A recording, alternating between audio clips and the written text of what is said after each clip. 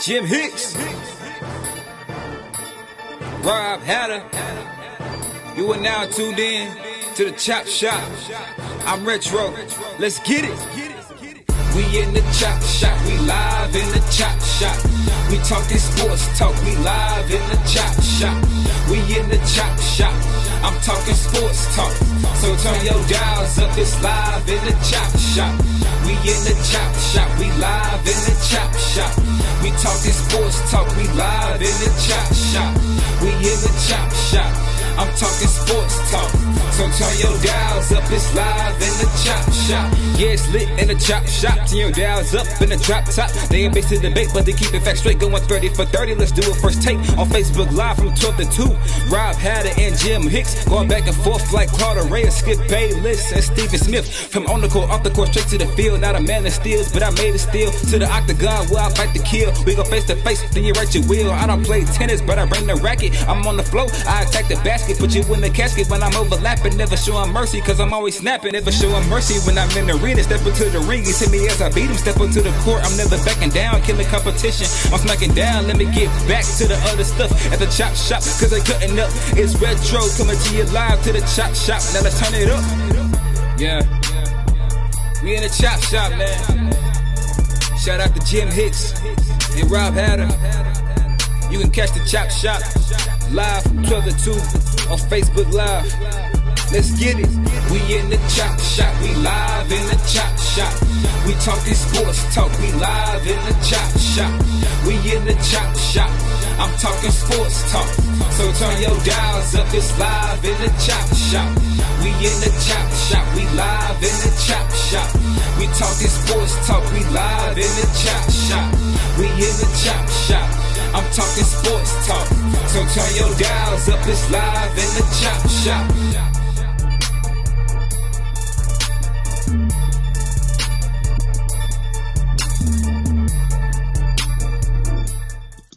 H-Town, what's up? You know what time it is. It's time for the best 120 minutes of your day.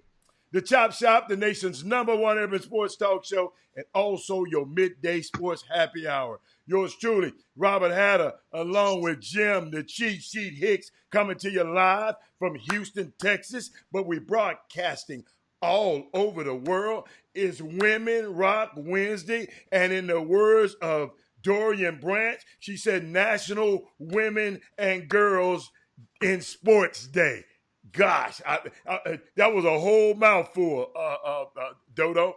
But Jimmy, it's been 100 years this baseball offseason that the Boston Red Sox made a trade that their fans hated.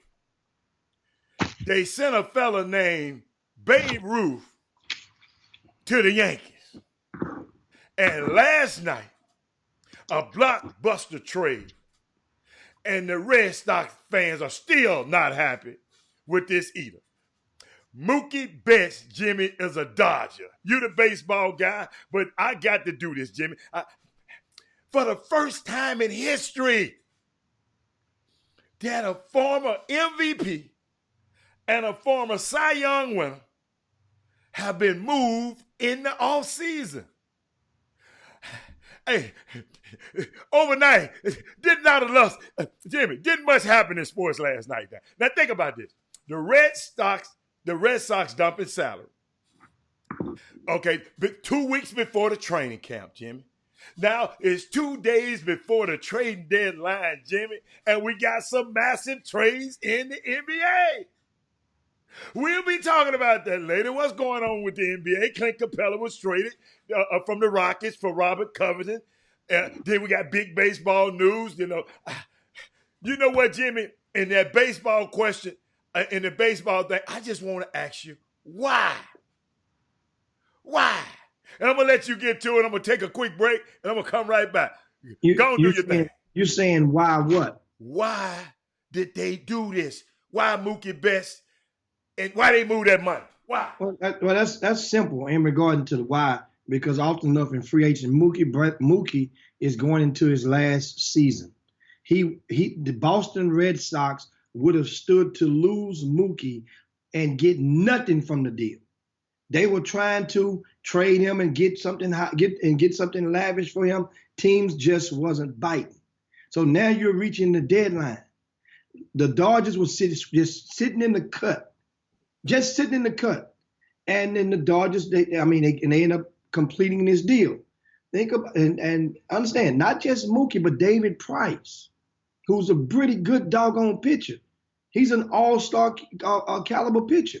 So once again, if Boston, obviously, two things. Number one, Mookie really wasn't enthused about the opportunity to re-sign and be in Boston long term. That means they want to re-up and do another deal. Mookie would restructure the market. According to some of the reports out there, that whatever Mookie's agent would ask, like in Wall Street, you got the ask and the bid. Whatever Mookie's asked, and the bid from the preliminary bid from the Red Sox was about $100 million apart. That means right then ain't no more talking to do. So that means, once again, Boston would have lost this guy and got nothing in return. They had to do something. But so Jimmy, they raised the ticket prices. Well, I mean, the cost of living, they could do all that. It's Boston. Cost of living, life is good in Boston. It's optimistic in Boston. You got the them fans, Jimmy. Them fans, hot. I don't know if you've been checking up about them Boston fans. Hot. Absolutely. But it's a business decision to get all that money off your book. He's making $42 million this year. So understand. And Jimmy, I heard he might be demanding the first $400 million year contract. So and so once you get to realizing it's one of those things again, guys. We saw it in Houston. Whatever city you're in and your sports nearest or coveted sports franchise probably have done a similar move. It's business. And so often when people's heart get into things, they will be reminded it's business. And that's basically what this was. I totally understand it because Boston feels like this. The Yankees just patched up and basically the Yankees replaced CC Sabathia for Garrett Cole. That's basically what the Yankees are doing. And they have everybody healthy. Remember, Giancarlo Stanton wasn't healthy last year. Aaron Judge, he missed a ton of games last year. They are healthy this year.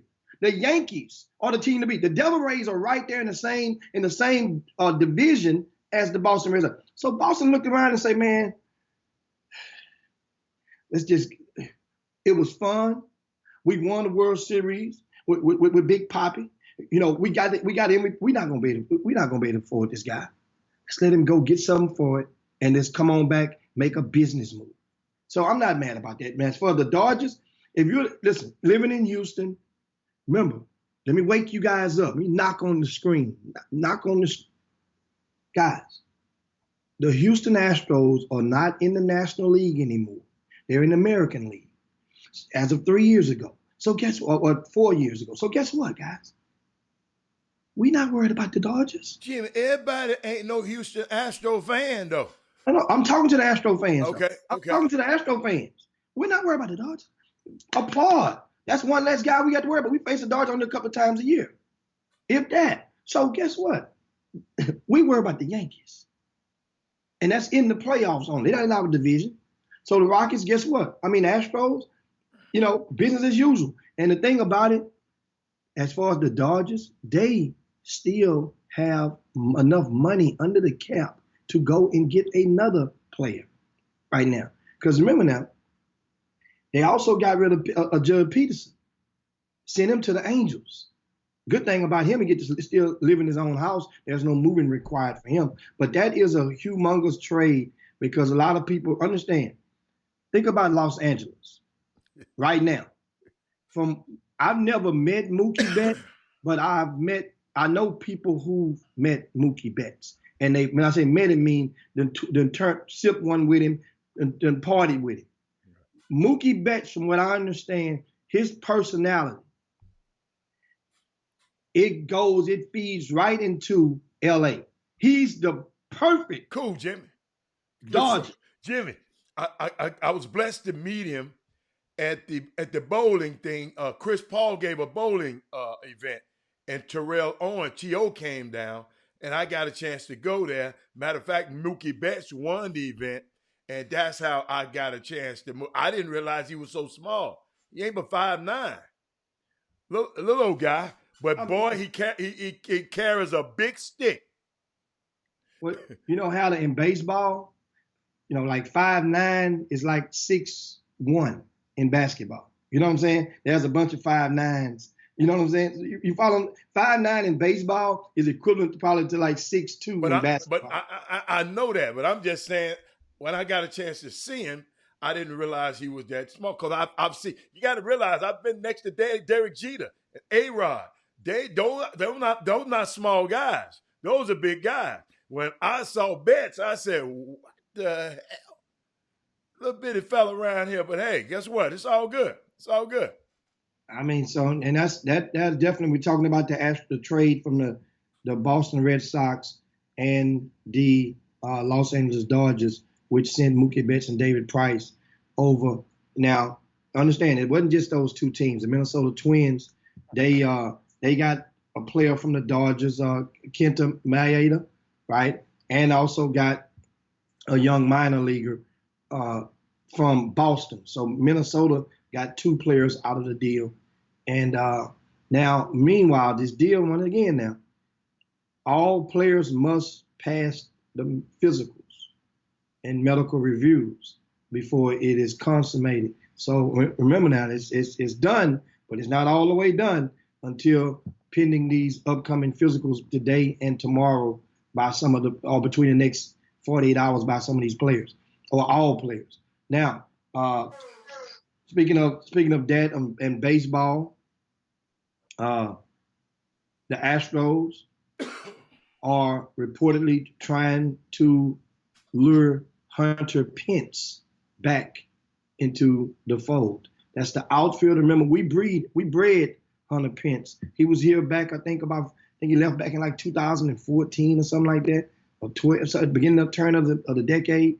Hunter Pence played multiple positions. He played as outfielder, came off the bench, but he strived with the Astros. And he was definitely a fan favorite before leaving us and going winning a World Series. So maybe they get Hunter Pence back. Like I say, one thing about Dusty Baker is that he knows he's on a one-year deal, guys. So Dusty ain't got no time to be sitting around there trying to play the long game. Dusty coming up in his name. But is it Dusty or the new GM? Well, understand this. If I'm not mistaken, didn't Hunter Pence, I have to look, one of you guys can help me, didn't Hunter Pence go and play with the Giants?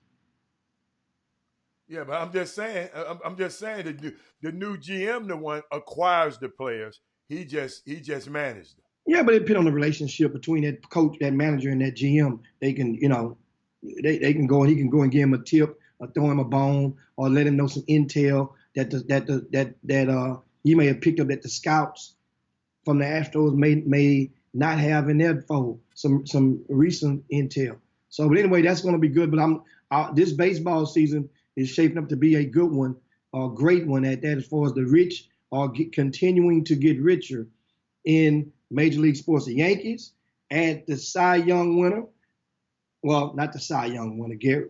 Verlander got it this year, but we know the deal on that.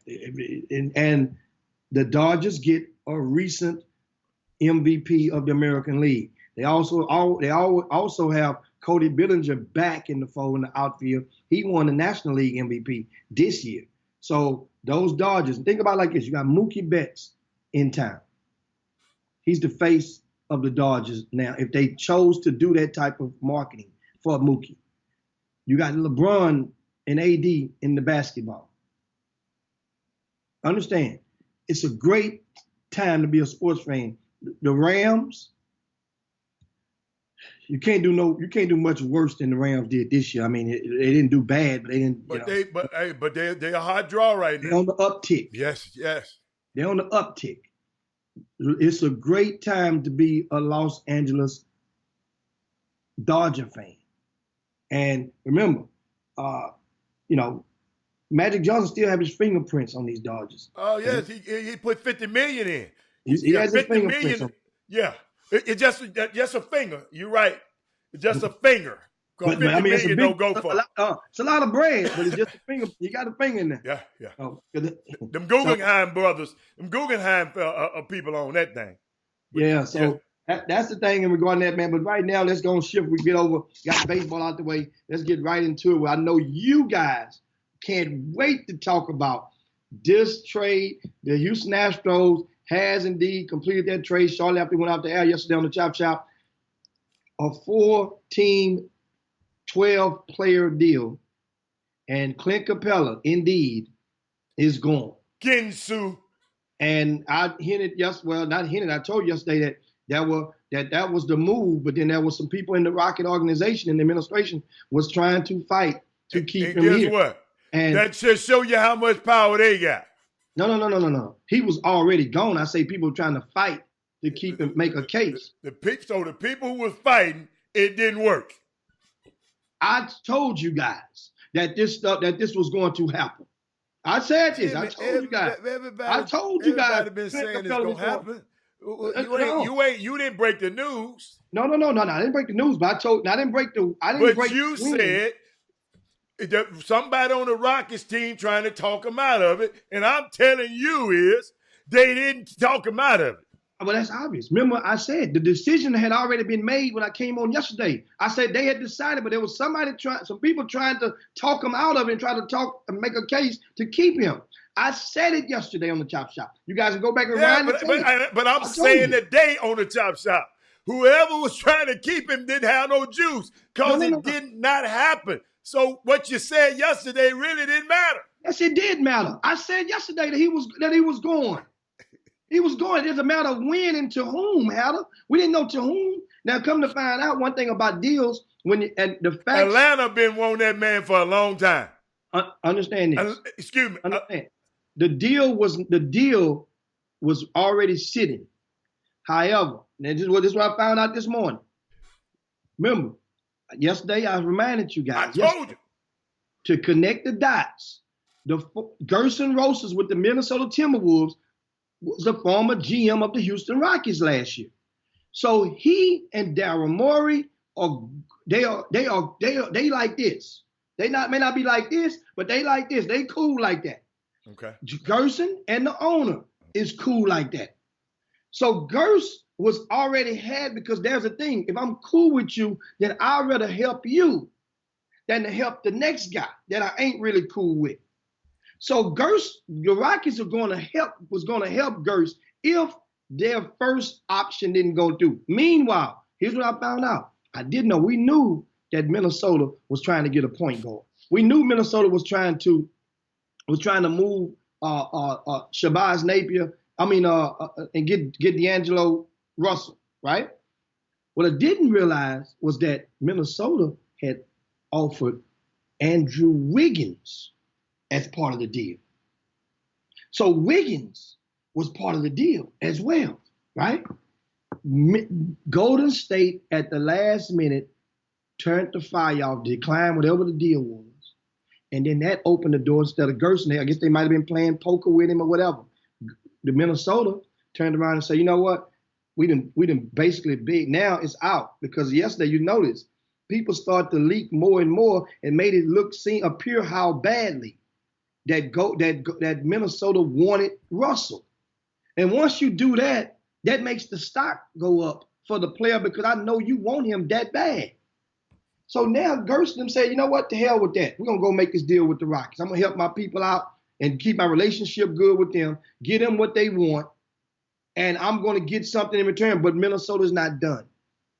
Minnesota's not done. You can best believe that. They're going to make another deal before the end of knowing Gerson, he has something up in his sleeve. Now, the thing about this deal, Hannah, of course, it's a 4-team deal. Minnesota get Evan Turner from the Atlanta Hawks, Evan Turner, right? Mm-hmm. And they get Jared Vanderbilt from Denver, which just throw him in. He's right now. Jared Vanderbilt is the Indy Eby of 2020, right? Denver gets Shabazz Napier, who was starting. He was in the starting lineup since December, so he's serviceable. Averaged about 12, 13 a game. No, he averaged over the season, but I think he averaged about 18 a game. He played in Milwaukee. He played in Minnesota, right? Yeah. Only reason he was starting because Jeff Teague left. Yes, because when Teague, that's in December, toward the end of December. So they also got a couple of young, got Noah Vonleh. Remember Noah played, I think, in Indiana.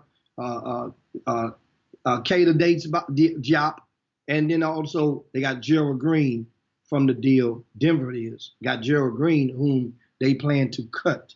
Gerald Green. So Gerald Green was a number that come off the docket. I think he was making $5 million this year from the Rockets. So they freed up $5 million by getting rid of him.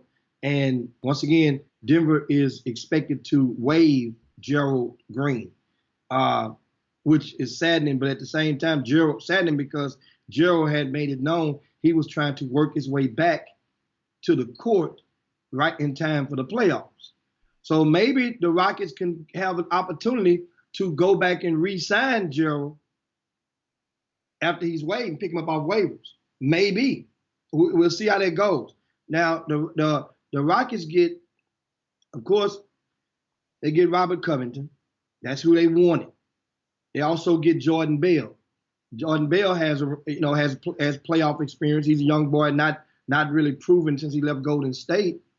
But I like Jordan Bell. He's right there in the same mix with a Daniel House. So we'll see what happens. How they plan on using this young man. And Atlanta is reportedly going to cut Chandler Parsons. Remember? Oh, yeah, already cut already. They cut him already? Because they had to free up because they had too many people on the roster. They cut him, waived him, and his $25 million deal. Heavy. We almost got, mean the Rockets. Didn't the Rockets came this close to getting hooked for signing Chandler Parsons? Remember that bid in the war with the Dallas Mavericks a couple of years ago? They got rid of that dude. And I'm just saying, remember though, the Dallas Mavericks ended up signing this dude. And ain't you glad Stick up that King. the Rockets didn't sign Chandler Parsons? Stick up King. That man there has stole more money than Sam Bradford.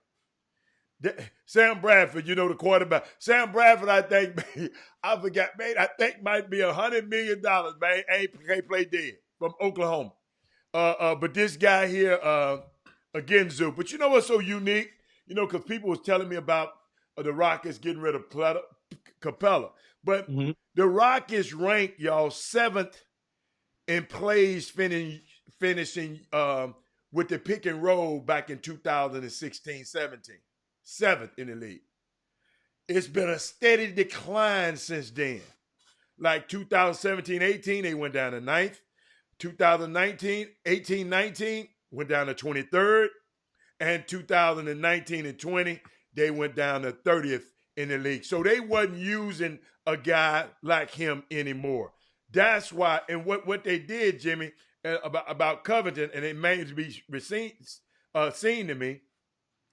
You remember I told y'all a long time ago, and y'all, I think you kind of didn't understand what I was saying because you tried to take up for him. I said if the Rockets have to, in the beginning of the season, have to have Daniel House playing and starting and playing significant minutes, they're not going to be a good team. I said that a long time ago. And what we do with Covington, in this league, y'all, if you go around the league, it's a wing-driven league. The wings are, so you got to have somebody that's a dynamic wing or somebody that can guard a dynamic wing. And with Covington, he is known to be able to guard a dynamic wing, and it ain't going to stop him, but he can get in front of it. And he's able to hit the three-point shot. So, that's why they coveted him. And by getting rid of Capella, the Rockets got under the cap about $6 million. So you can add about that.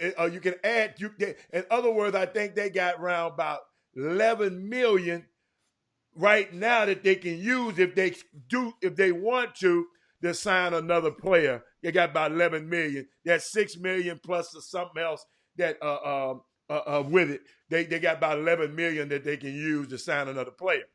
And Rockets not in no hurry. They just trying to find a serviceable big. I don't know where that would be, but a serviceable big that can get a few minutes. So I mean, Unique Treat. That's the guy they wanted. I don't know why the hell they wanted Robert Covington because he never did nothing to me. But for this particular system, I guess it works for him. Well, if Robert Covington can transfer over his averages, his average this season is 12 points, 6 rebounds. If he can just bring that, and then in this system, that's very well realistic. If he can bring that into the system, then that will be a job well done. Meanwhile, yes, the Rockets are not done. A businessman you asked a while ago, and they're not done. The Rockets are not done. They're not done, but they're limited. They're not done. But they will make another transaction before deadline. And Jimmy, I think they're trying to put it within this same transaction. In other words, they trying to link it to this another team to this transaction. Then you have more flexibility. So that's what they're trying to do right now. That's what I saw that.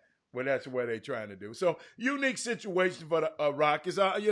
They've been playing small ball lately, and Jimmy, I don't know. You know what? You've been killing my boy when he wasn't scoring, but now he had a triple-double. I just want to see almost triple-double, and I want to see what you're going to say about him today because I know you've been tearing his head clean off, and I just sit there and took it. And I said, James can't be this bad this long. And guess what? Last night, so be it against the Charlotte Hornets. He can't help who we play. So, he took care of his business against them. So, I know you like to shake your head because you got that haterade in you. But guess what? If you going to run your mouth when he play bad, of course, I got to talk about him playing good. So, of course, what's good for the goose is good for the gander. If you can over there smirk, did you look at his percentages? Oh, did you look at his percentages? Oh, did you look at this? And did you look at that? I said, oh, my God. You just tearing the man a new head? Hold on. Yeah. A startup. Hold on. Arguably one of the best players to ever play the game of basketball, James Harden. Uh-huh. He's playing against the Charlotte Hornets. And he's leading the league in scoring. Mm-hmm. Leading the league in scoring at 30 at what? Right around 30 what? 37 a game. You're the numbers, man. Okay. So for him to go out and you ever heard of what they call? No, but I'm just saying you ran your mouth. I'm saying you ran your mouth. You ran your mouth. Going to score 40 again, at least 10 more times this year. But you ran your mouth when he wasn't. If you average 37, but you score 40, Jimmy, that means you met your average. But Jimmy, you took 30 minutes talking about what he was. It's when you don't meet your average. It's when you draw and magnetize people and you magnetize you and them other haters. It doesn't anybody magnetize. that's critiquing. Guess what I said? Guess what I told you? Guess what I told y'all? It was the dog days of January. Guess what money it is right now? Let me give me a drink. Guess what money it is right now? Man, stop. Really? So stop. Excuse me. I said the dog days of January. Will somebody please remember that and just give me a hello? So the dog days of January only applies to one player. I was telling you about that. So it don't apply to nobody else. It can apply to whoever. Jimmy. It don't apply to LeBron James. Jimmy. Hold up. Whoa. I came on this show and said LeBron James have his worst months in January. I said through history. If you go back in history, I said that. But you might have not heard me because it's a difference between listening and hearing. It don't apply to Kawhi Leonard, who has scored 37 points, over 30 points in a row in 7 straight games. But he don't play but every other game. So it didn't apply to him? No. He didn't apply to the reigning MVP. The reigning MVP of the NBA. That you complains about that plays every other game. Jimmy, that's not good. That's not good. I don't care if you only play once every 5 games. All I'm saying is, don't apply. I came on here and said, I asked you about the Greek freak. Does it not apply to the Greek freak? I came on here and said, This was the dog days of January. And I look up and looked at the date last night, and it's February.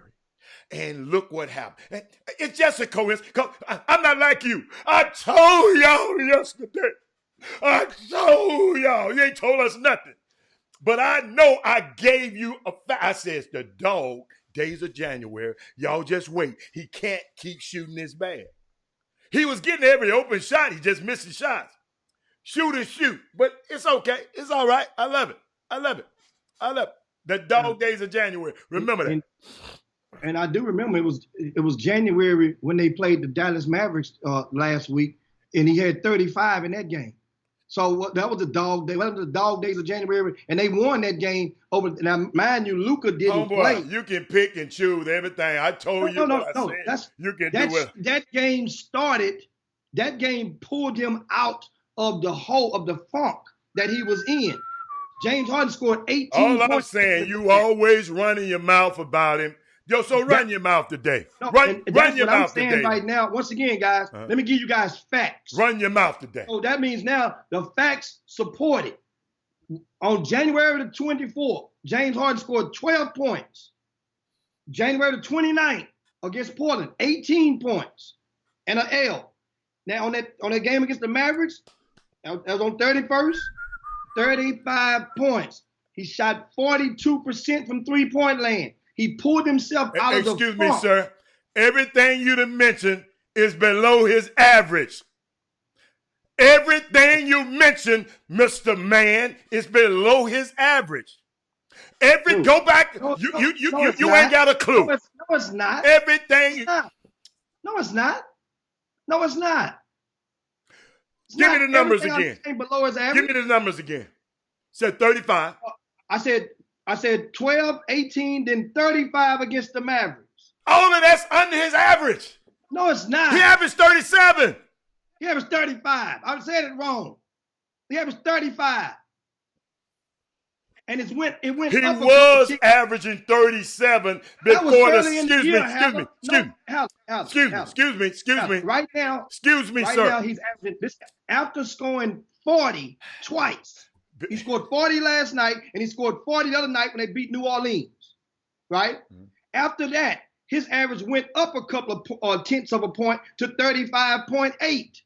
So that means if you scored two 40s in a row, you scored a 35 2 games ago, and you scored two 40s, and your average is 35.8, your average had to have been below 35.8.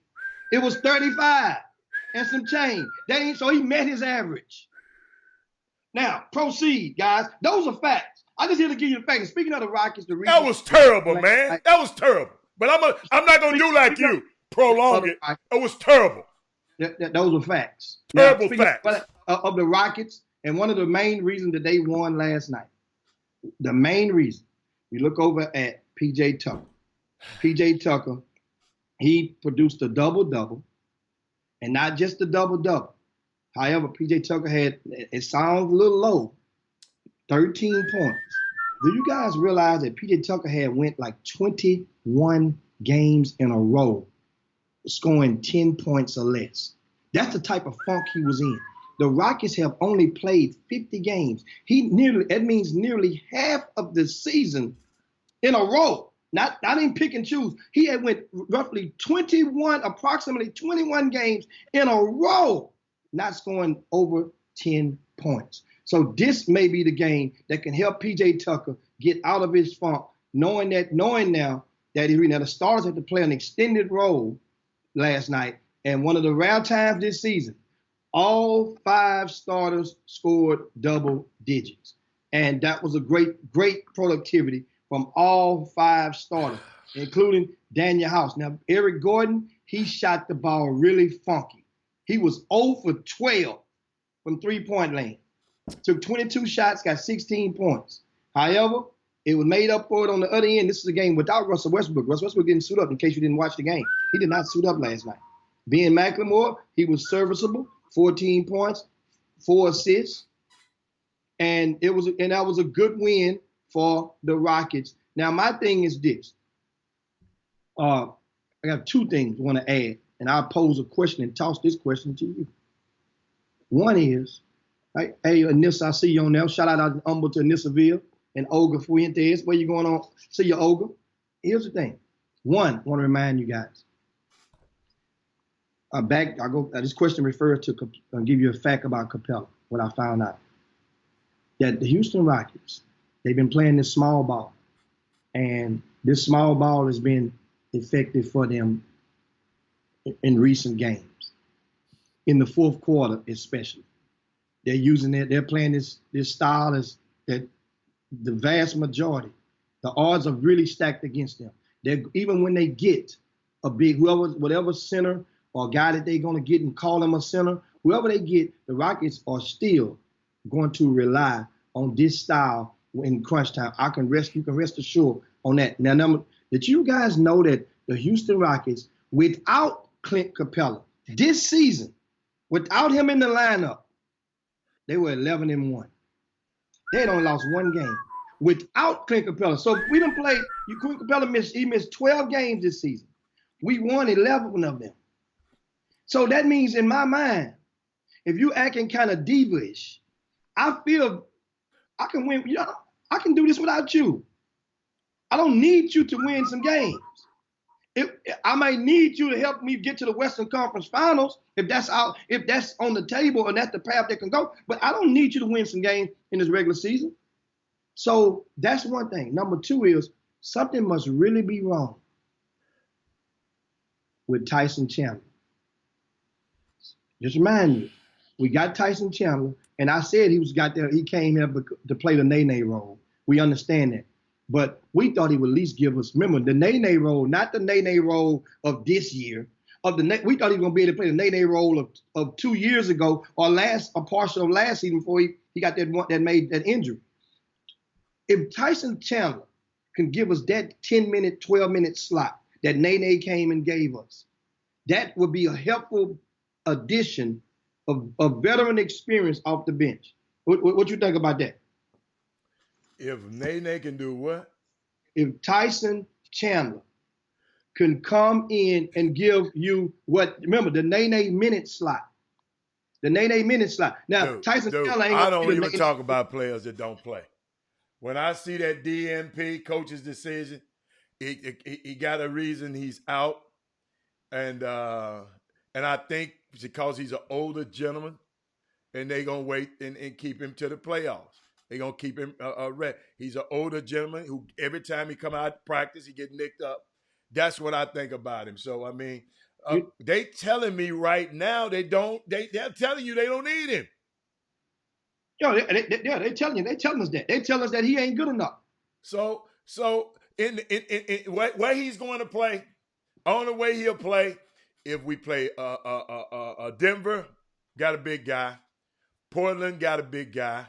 The Lakers now you can't play him because Lakers finna sit Zubac down because they tired of him. Not Zubac. I mean the Clippers. They got to play the Clippers. See, ain't nobody really got no big man. So what they gonna do with Chandler? I just thought of one. He might be too slow. I just thought of one now, guys. Y'all won't. But once again, it's just food for thought. We talking about what minute slot would this big man have I'm not even thinking about him. I told y'all I'm not expecting that much out of the Rockets. I love to go watch the Rockets. They're entertaining to me. I'm not expecting much out of them. I've been saying that for years. If whatever happens, happens. That's why I wasn't 2 down when they lost, when Chris Paul got hurt, when they went 0 for 27. I was never that, because I don't get too up by it. So I never be able to get 2 down. I just like James Harden. Yes, somebody say, yeah. I just like the way he plays. Some people don't like the way he plays. I do. So it's okay. That's why you are you and I'm me. So guess what? You might like somebody else. I just like the way he plays. So it's all good. I'm not a Houston Rocket fan. One name that I can throw out there in the middle of the road. Once again, he may not be the fit for this offense. However, what they need is they need an experienced center. They're using the word center, and they're using the word defense that can defend the interior. Not a shot blocker though, and won't get no alley-oops out of him. But Kendrick Perkins. If Kendrick Hell Perkins, no. I'm just saying. Once Hell again, no. I don't need no hell no. Kendrick Perkins, if he's in, and we know he's been working out. Hell no. We know he's been working out.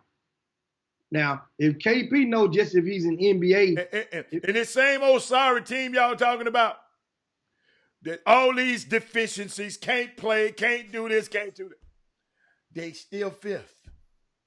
With all of these problems, y'all, you can't win like this. You can't win. Well, guess what? If they can't win like that, what number 6, 7, 8, 9, 10, 11, 12, 13, 14? What the rest of them guys doing down there? What is Golden State doing? What is Minnesota doing? Sacramento, Pelicans, all these guys that's way down at the bottom. Dude, you mentioned Golden State. No. But people running a mouth about the Rockets ain't this, and the Rockets not that, and the Rockets not that. Expectations at the beginning. What the hell you expect for the Rockets? You don't never say it because you don't like to put yourself on the spot. So we ain't talking about, you just use the word expectations. You never say what you expect from the Rockets. At the beginning of the season. You never say it. You never say it. What do you mean? You just said when the Rockets win, I'll jump on their bandwagon. I definitely said that. Okay. So you don't never expect nothing. You make a transaction and a move to improve. So you would expect improvement, not decline.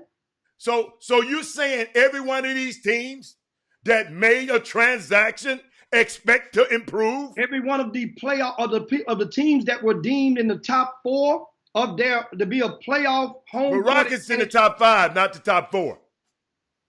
The Rockets at the beginning of the season were deemed consensuously to be a top 4 team in the Western Conference. They were deemed to be a team that would have first round home court advantage. That's what I'm saying about expectations. And they're still in the range where they're right there, they're not number 4, they're number 5. Only 2 or 3 games separate one spot to the next. And it's probably going to be like that. Half a game. It's going to be like that. A half a game separates them from 4th. Hell, I said probably. Yeah. Remember my key word. But guess what? I wasn't talking about you. I'm giving you, can't I give you some exacts? You and all them damn probabilities. Why in the hell you get mad when I give you an exact? Because that's not understand what I just said. I'm saying it's probably only 2 or 3 games. And I gave you an exact. I said half a game out. That's all I said. And you I'm trying to wrestle. It's either 2 things. And it's either one of the 2. Is it that important to prove me wrong or to prove you right? We're not talking about you wrong. But that's a. Sometimes you got to do it. But you sit there. You said improbable. Just like you. Hold up. The reason I'm not trying to prove you wrong, because you can never, because you hedge on. You always in the middle. So I waste my time. So if you wasn't trying to prove no. I was giving the people that's listening an exact. You said probable, and I added and gave it an exact. I think you got a problem. You the one with the damn problem, because you should have said, okay, all right, exactly. You had a probable, and I gave you an exact. That's all. What's wrong with that? It's okay. It's okay. First of all, I call myself assisting you. Understand something. Huh? I asked you the question. You said you don't have a problem. I say it's either one leans more.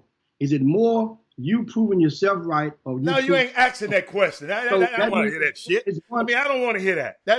That's not a question that you can't. No, I'm not going. Because for me, you damn right is one leans more than the other. Yeah. So that's why I'm saying. So that means you can't act like that don't exist. But every time, no. And you're debating with somebody. You're trying to. You know what? You're trying to win, or you're trying your best to make them lose and defeat, conquer or defeat. I'm looking at the standings. you always have a skewed opinion about the Rockets. You always have probabilities. In the beginning of the season, you didn't never say nothing. I'll just wait. If they win, I'll jump on their bandwagon. If they lose, I'll jump on James Harden. If they win, I'll jump on the bandwagon. If they lose, I'll jump on down. So that's all I'm just trying to make. That's it. So once again, let's get this straight. This season, you saying that you never had set any type of expectations for the Houston Rockets when it comes to advancing and being and excelling. You saying you had no expectations for the Rockets. No expectations to them getting to the finals. That's what everybody. Whoa. This is what all of y'all get up here and whine about. Western Conference Finals, Haller. That's what we're talking about. The Western Conference Finals. But Jimmy, guess what? This time, I don't think listen to me. I don't think they're going to make it to my expectations of them is not making it to the Western Conference Finals. You know why? Because I know it's two teams out there better than them. Okay, now, I'm glad you just said that. Yeah. So that's February the 5th. Mm-hmm. You can write it down because it's now you understand. It's so important that you write down. I don't have to write the mess you talk about. I just told you just a while ago. You say you don't have the problem. I do. Well, that's your problem. Excuse me. Now, understand. I'm going to now, watch this. But isn't that your problem? I know listen. Excuse me. Why are you writing down my results if it's your problem? I know for a fact that how to place expectations on this team. And I'm going to show you guys. It's back in November. Now, remind you, I'm going to go and pull it up unless he go and delete the show and find it for me. And I'll bring that little bit and have that little bit for you guys. Hey, homeboy, it don't matter that much to me, man. No. You said it don't matter that much. It matters to you. Petty Hicks. First team, and I'm damn good at it. Yeah. I always tell you who I am. I always tell you who I step. And guess what? I said? Somebody just came over there and said, how to say a Golden State Rocket. Yeah, but I didn't change it this year. See that I didn't change this year. I didn't change it. I adore you. You done added 2 more teams in there. Of course. Tell them who your team is. I ain't telling you nothing because you write it down. You write it down. Go back and get the video. You like the hold up. You know, like the teaching class. Robert, you better sit down. I'm gonna write it down. Write it down, teacher. Write it down, teacher. I don't expect for the Rockets to be in the Western Conference Finals because of these two teams that I feel that's better than them. And guess what? And guess what? You don't have to. I'm gonna bring it up. You don't have to. You don't have to, baby. Thank you. Keep on writing.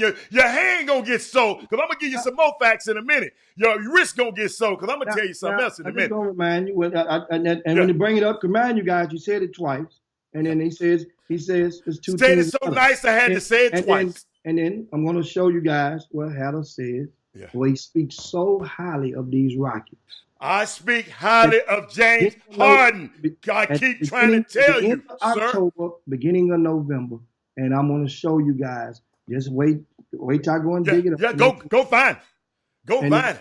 And watch how to remember his theme now. As the facts change, go on, complete it. As the facts change, what? I ain't got to plead nothing. There you go. I ain't got to plead nothing, teacher. Teacher, give me a demerit, teacher, because I'm not about to do what you say. Yeah. Give me. Hey, send me to the office, because you run your shoes over. You don't run this over here. That's how you run around there. So bottom line, it's another guy. You know what? I keep trying to tell y'all. When professional basketball players, guys that coached in the league, when they tell me how good this guy is, I don't care about what Jimmy Hicks and nobody say about it. I'm not caring about y'all's opinion. Because there's guys that play with him, against him, I would tend to go by them instead of a guy who look at a screen and look at a stat. I'm not going by what he say, and that's how I am. It's all good. It's all good. And there's understand something. Like in the same breath, It's all good. I'm gonna remind you guys.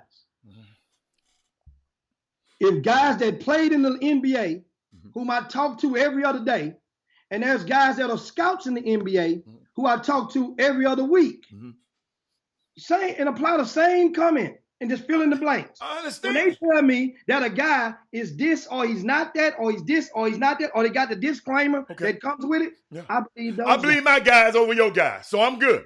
So we good. Believe you me, your guys. Believe you me, I believe my guys. One of my guys was #1 pick in the draft. I put it like this. I say one of my guys was #1 pick in the draft. Anthony Bennett was the #1 pick in the draft. No, #1 pick in the draft. Kwame Brown was the #1 pick in the draft. And one of the most powerful guys in amateur basketball. Jimmy. Kwame Brown was the #1 pick in the draft. Anthony Bennett was the #1 pick in the draft. Andrew Wiggins. Let me go back and train this. Let me train this. He's a #1 pick in the draft and he's a guard. How many guards can you name that was #1 pick in the NBA draft in the history of mankind? Kyrie Irving.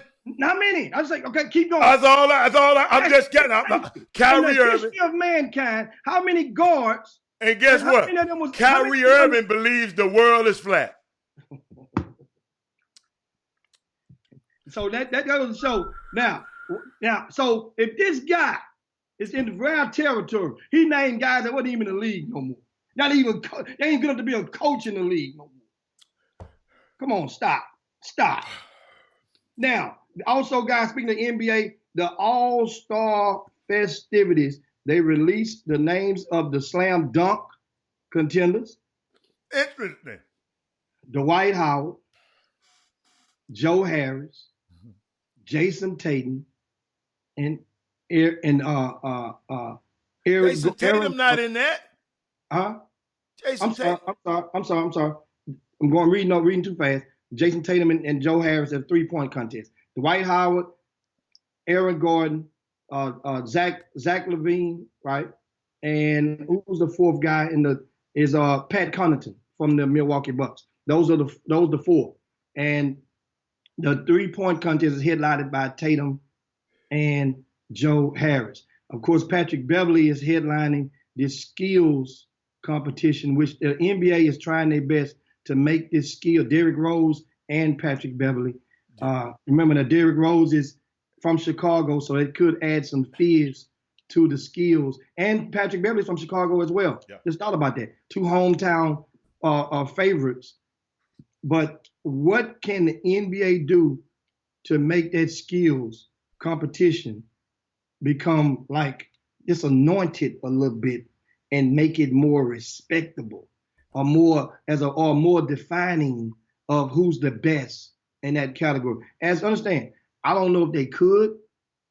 Just like the slam dunk contest, it is they almost got back there to make it where the best dunkers would go in, but now it's just a novelty, and it's just a way for some guys to come out and just grandstand. Now, the only thing that's the truest, I would say a truer measure of the greatness is that 3-point contest.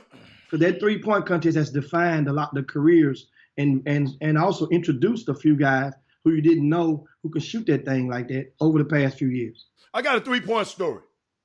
Craig Hodges won that year that Larry Bird was out, right? And they asked him a question. Hey, man, what you going to do with Bird at? If Bird was here, what you would have done? He said, he know where I can find you. Larry Bird know where he can find me. Get what Larry Bird came back and said? Yeah, on the end of the Bulls bench. That's where I can find you, sir. But that's the kind of trash talking that used to happen in the NBA. That man talking about Larry Bird know where he can find me. He said, yeah, on the end of Chicago Bulls bench. That's the kind. Now, I like that kind of trash talk. Love it. But who else? The 3-point contest. and also I got. You know who I got? Trae Young. I got Trae Young. Going with Trae Young. And that's in the three-point contest. Damian Lillard, Trae Young, Davis Bertans, Buddy Hield, Duncan Robinson, Devontae Graham. Devontae Graham is the guy that can really, really, really push himself, because we saw what he's been doing with Charlotte this year.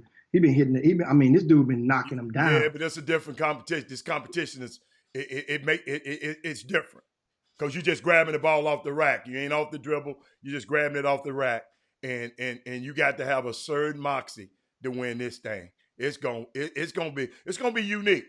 I just hope they don't let the Joe Harris guy win again. But I think I'm going with Trae Young.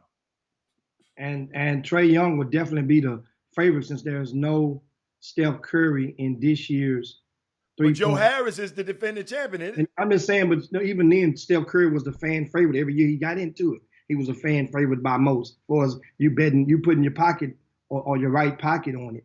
And it's going to be good.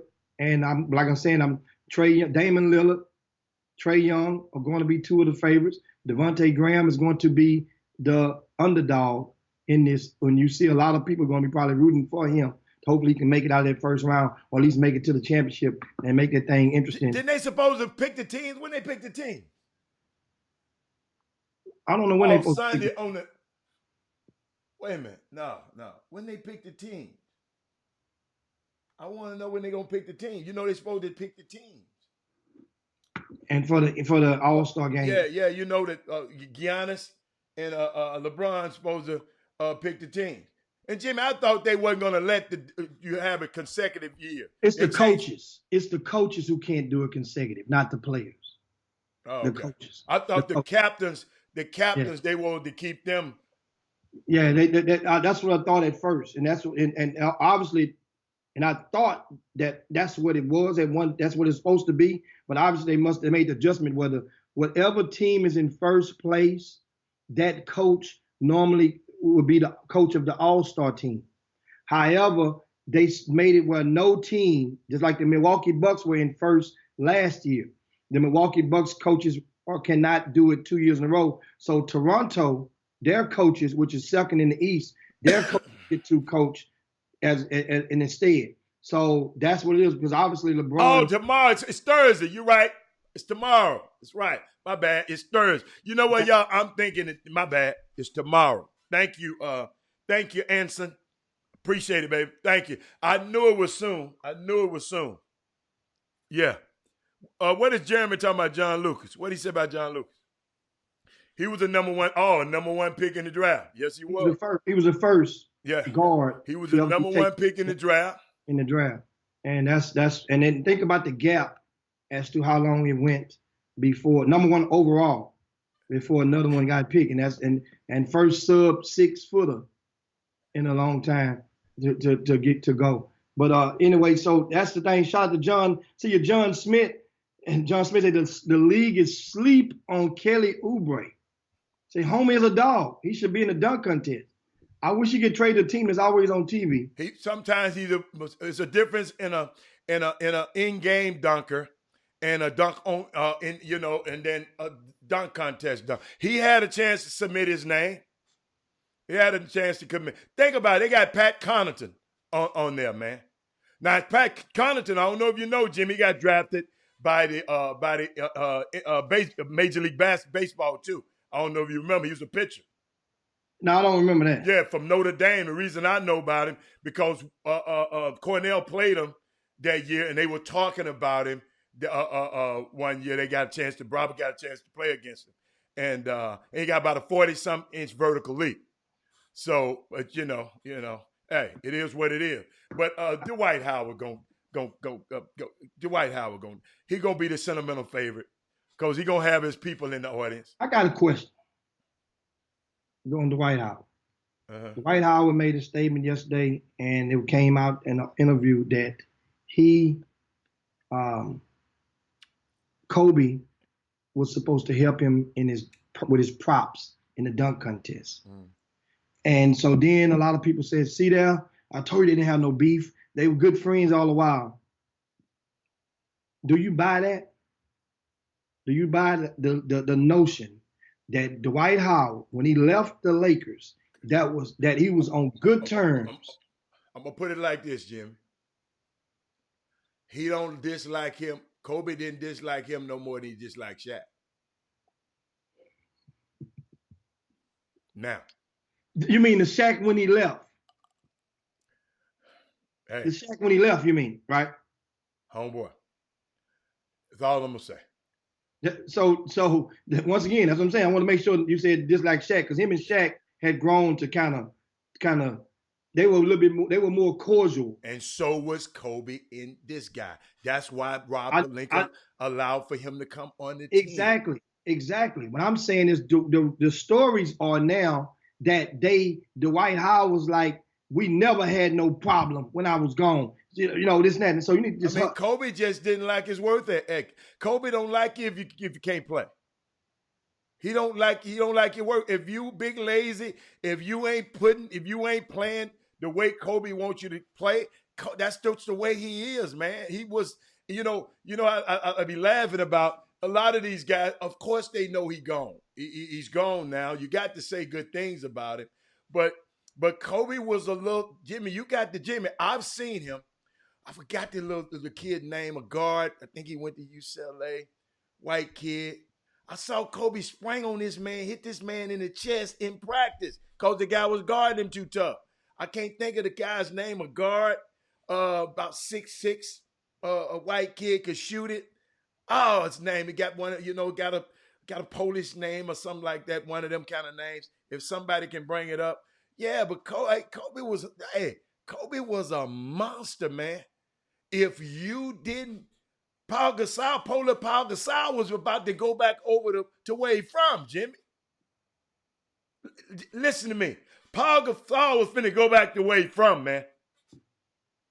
But Kobe just that's just the kind of guy he drove himself that way. So he expect, man, what is that guy name, man? That's gonna be hard for y'all. Yeah, but it's a unique, I didn't mean to hop on Kobe, but you mentioned that. But I think Kobe got cordial to everybody. I'm telling you, man. Well, once you out of the game, yes, it's easier to go and you certain things you're supposed saying over certain holes in the yard, and so that's what you saw with a Kobe as he turned. And more people, he was not the competition anymore. See, once you're the competition, you're despised, you're envied, you're hated, and you're critiqued at every single move. Kobe Bryant was no longer. Jason Capono. I'm sorry, Jimmy. Thank you so much, Alton. Thank you, Jason Capono. Yeah. Jason Capono. Go look that up, y'all. Man, Kobe did that boy wrong, man. Because if I was a dude, we'd have been fighting. Man, sprung on this man because he was guarding him too close. Get off me. I said, wow. No, it wasn't Sasha. It was Capono. Thank you. I remember that name. It wasn't Vujicic. I got to see how they look. He might be right. I got to see how they look. But keep going, Jimmy. Let me look at it. I'm glad y'all said that, but I think it was Capono. That's who I think it was. But what else we got, man? Because I got. Oh, man, we got a lot of stuff. I want to show you something. Boy, and also did y'all see Deion Sanders, Jimmy? I got two things I want. So take a break for a second. I want to show y'all what a head coach in the NFL should look like. We're gonna take about a minute and a half. I want y'all to hear this. I want people to hear this, Jimmy. I got to ask you, Andy Reid has been your guy for a long time. You know he's been in search of this ring. What does him winning this championship mean to you and everybody who helped him along for this ride? You know, he would never say this, but I know it means a lot to him. You know, this is something that we all pursue. This is our dream of winning this. He's been in this business for a very long time. He's had opportunities, but never really finished the goal. This was special. This was a great moment in history and time for us, but also a very special moment in time for him. You know, Donovan came back and talked about how important Coach Reid was to him. Brett Favre, the same thing. So when you got all these people that have been around him and know how special of a man that he is, you always want to make sure that you can accomplish a goal for him when it's all said and done with. Eric, we got to go to the second half. Third quarter comes around. Pat Mahomes has a couple picks. He really looks uneasy because the big bodies were getting pressure on him, and then he regroups at crunch time. What exactly happened? It's just like what happened all season long. Our guys have learned to find ways to do it the right way when things aren't perfect.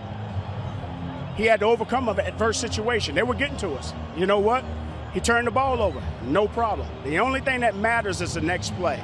He showed a tremendous amount of poise. Our guys rallied around him. Jimmy, he went on and on, Jimmy. That's what a head coach, to me, in the NFL looks like. I don't know what the hell wrong with them stupid 32 owners, of them guys who had those openings. Now he got to go prove himself again. And Jimmy, I hate to keep harping on this. Jimmy, think about what this man did. 1 year, the quarterback up under his helm threw for 50 touchdowns and 5,000 yards. I don't think that happened before. I don't know. Then this quarterback come the next year and got hurt and still put up those kind of numbers. And then they still didn't give him a serious interview, Eric Bieniemy. And now he got to go prove himself again when you got clowns just coming out of the woodworks, out of college and out of anywhere, have not proven a thing, and they give him that money. Let me tell you something, man. That's how NFL coach and a leader of men look like to me. And I didn't mean to go on and on about that, y'all, but that the more I see, you know, I see what's happening to this guy. And usually Andy Reid, I mean, if you go find that video, go, because it was about a little longer than usual. It was about 2 minutes long. I just gave you a minute. Unbelievable interview, man. I am so proud. I am so proud that first time in history, it's Black History Month, African-American quarterback and an African-American offensive coordinator, they joined and they won the Super Bowl. Man, shout out to Eric B. Hey, the next opening is yours. I'm going to claim it right now. So, Jimmy, we can go wherever you want to. I had to get that off my chest today. Well, he's definitely is going to be right in line at the forefront. And you can see this, you can connect the dots because you remember they just had the equivalent of the NFL State of the Union from the commissioner just a week ago. And that was one of the topics that he addressed. So they've already basically told, this ain't the first time, but basically they've recommitted themselves to paying attention to the lack of black head coaches in the NFL, as well as to recommit themselves to how transparent it is when they bring in guys up under the Rooney Rule just for the token interview. And speaking of the Rooney Rule, remember, I'm gonna give a shout out to Herm Edwards. Mm-hmm. Herm Edwards, who's with Arizona State, has went and hired one of his longtime friends in the business. Is going to reward this man and get this man close to about $750,000 in salary, and that is Marv Lewis. Jimmy already hired him. He's been on the staff. Well, he just gave him a promotion. Then. He just gave him, gave him some more. Yeah. Gave him promotion. Yeah. It's going to promote him up to up somewhere in that range of the salary. Okay. So that means, once again, paying. If we don't say it, who will? As far as to a black man in a position as a head coach to go and empower and help some of his colleagues. And so that means Marv Lewis, understand, and Marv Lewis has a good track record. Speaking of next in line, he's on that forefront as well. Oh yeah. Stephen A. Smith got him fired. He chopped him up. Guess what? Look where the Cincinnati Bengals are now, Jimmy. They got the #1 pick. They stopped messing with Marv. Now they got the #1 pick. And you know who gets the #1 pick? The worst team in the league. Yeah. So Marv wasn't that bad after all. Marv wasn't no bad, but it's unique. What else you got? I think I got something. We're officially on that back nine, so now it's a little time to talk some amateur sports, and want to start this thing. I want to share something with y'all too before we go there, Jimmy, because Floyd Mayweather was in a altercation the other night, right? Let me see if I got that. But he was in an altercation. Oh, it's on my phone. Let me show y'all something. I'm gonna show it to you. But he was named in a police report at the Super Bowl, Jimmy, by a man who claimed that Floyd had assaulted it, right? He'd been assaulted by a security team at the Miami Fontainebleau Hotel, the Hilton Hotel, the day before the Super Bowl. But I got this video, and I'm going to try to cue it up. I wish I had already queued it up, and I didn't. This man named Rico said he saw Floyd around 8:30 a.m. in the morning. In front of 8:30, Jimmy, bookmark 8:30 in the damn morning. Floyd ain't been to sleep. In front of the hotel, and said he was going up to ask Floyd for a selfie. Bookmark that too. He said Floyd was annoyed with him and said to him back, "I can't even get a good morning first." And that's when the security team pushed him away from Floyd, and Floyd yelled at him and told him, this is allegedly said, Floyd told him, "I'll beat your behind." Okay? Jimmy, they got a video of the instance. And all the guys doing it said, "No, man, get on back, man, get on back." No, get on back. That's all they saying. No, the dude talking crazy. Talking about, "Yeah, you hit me, I'm going to have lose your money." That's how he was talking. I wish I could bring it up. Oh, talking crazy to Floyd. Floyd said, "Man, stop, man. Quit being a groupie." So my thing is, I hate I didn't do the video. Jimmy, I got some actions. First of all, I got something personal. In the morning, Jimmy, how you feel in the morning? Do it bother you when somebody asks you for something without saying good morning early in the morning? Does it bother you? No, it don't bother me. It don't bother. Okay. Some people it bothers, right? But this man said he tried to pick up. He tried to get a mess with Floyd. But you know what I thought about, man? Men. I ain't trying to talk about your manhood or nothing. I haven't seen a guy on this planet that I want to take a selfie with. I haven't seen one. Man, y'all can't keep coming up to these dudes, man, and doing that, man.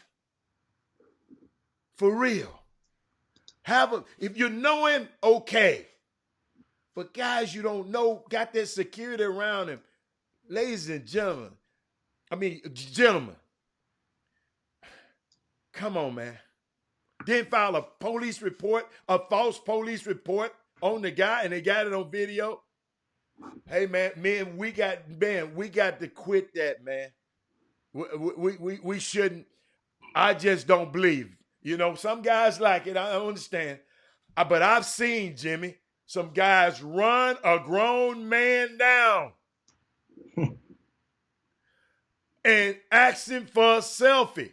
Jimmy, I'm sitting at a table. Me and Penny at a restaurant. It's a dude came and sat down in one of the chairs and looked at him and said, "You Penny Hardaway." A man. He didn't ask to be seated. He just sat his behind down at the table. Dude, that's a violation of our privacy. Man, for real. Guys, I know ain't nobody on the boom room doing that. But if y'all got some friends, man, come on, man. Come on, man. Come on. Especially men. Woman, you can come up all day, girl.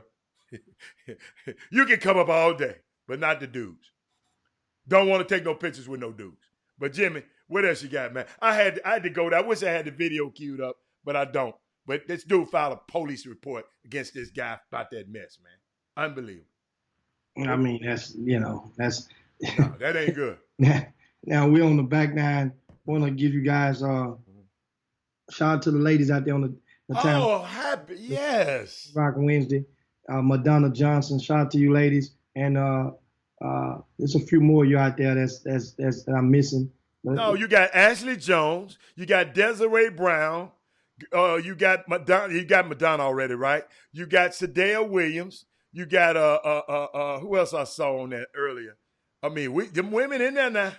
Women in there, Jimmy, today, they for I saw Wendy. I saw Wendy. Who else I got? Dorian Branch. Oh man, them women in full effect on there today, Doc. All right. So here we go with speaking of the women, we'll get right into the topic and includes some women as well. And that is as expected, the suspensions have been handed down after the Texas Southern University women's basketball team and the brawl with Alabama State.